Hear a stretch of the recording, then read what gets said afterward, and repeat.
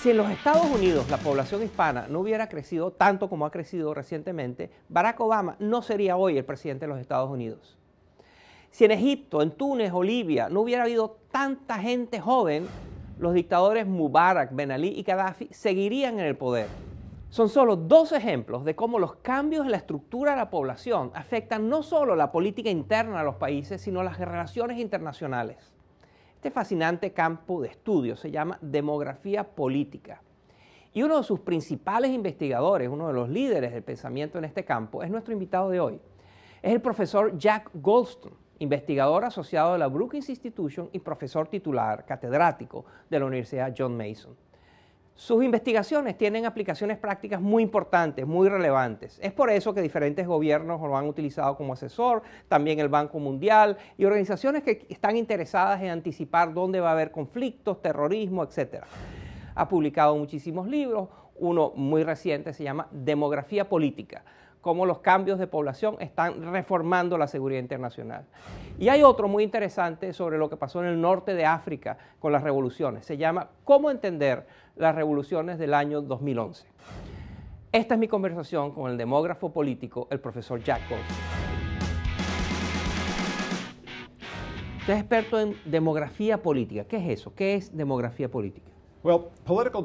La demografía política consiste en identificar los lugares donde la demografía está creando dificultades y donde las instituciones son débiles y vulnerables. Y esto ocurre principalmente en el África subsahariana, Oriente Medio y partes del sur de Asia.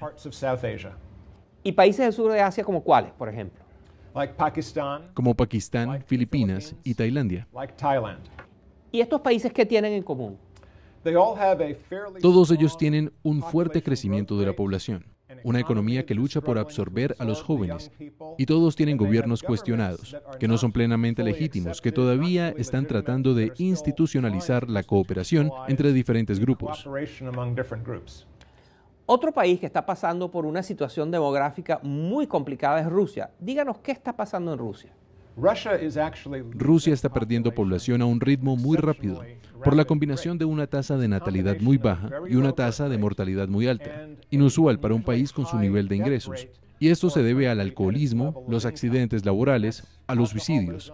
Es sorprendente, pero la esperanza de vida de un ruso no es mayor que la de un hombre en el norte de África. Y China es otro país que tiene una demografía muy complicada, ¿no es así? Así es. Nos hemos acostumbrado a ver a China como un motor poderoso de la economía mundial, pero la política del hijo único, que se adoptó hace 25 años, va a tener ahora un fuerte impacto. El número de jóvenes en China ha empezado a bajar y va a descender rápidamente en los próximos 20 o 30 años. Y esto es cierto en Europa también, ¿no? También está ocurriendo en Europa, pero es mucho más grave en China, porque la implantación repentina de la política del hijo único va a provocar el desplome de la población menor de 30 años. ¿Y cuáles son las consecuencias geopolíticas de esto? Pareciera que usted está diciendo que China no será la superpotencia que todo el mundo anticipa que puede llegar a ser, porque no tiene la población para eso. Todos esos pronósticos de que China iba a adelantar a Estados Unidos y se iba a convertir en el poder dominante en el mundo no se van a cumplir, porque la población, especialmente la población en edad de trabajar, está empezando a disminuir y van a tener muchos problemas para mantener una población que envejece con rapidez. Todo esto me lleva a pensar que el mundo sufre una profunda desigualdad poblacional, que hay países que tienen mucha población y países que tienen muy poca población, países que están creciendo poblacionalmente y países que están achicándose en términos de su población. ¿Es eso así?